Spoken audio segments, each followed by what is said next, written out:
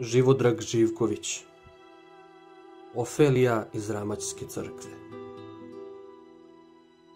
Otkud da zaspeš u crkvi i na slici, dosta naga, pa ti se grudi ko beli vinogradi ispod haljina naziru. Da li smeš tako lepa i zaboravljena da budeš moja draga? Molit ću se da se pretvorim u sunčani stup u tvom manastiru.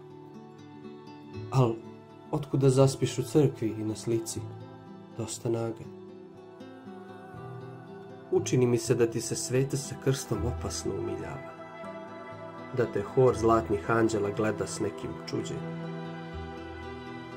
Ako hoćeš, ja ću da stražarim dok tvoja lepa ruka spava. Pustit ću pticu jutra da peva na tvojim buđenjem.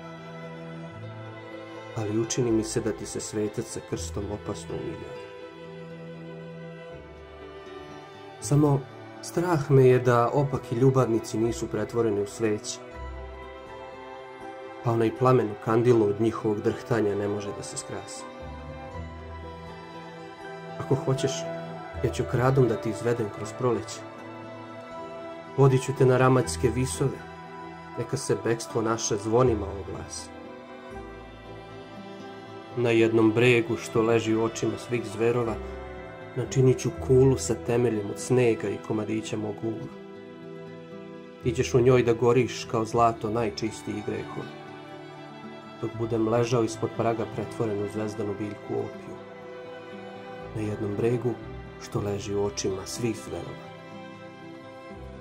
Al, otkud da zaspeš u crkvi i na slici dosta naga, pa ti se grudi kao beli vinogradi ispod haljina naziru? Da li smeš tako lepa i zaboravljena da budeš moja draga?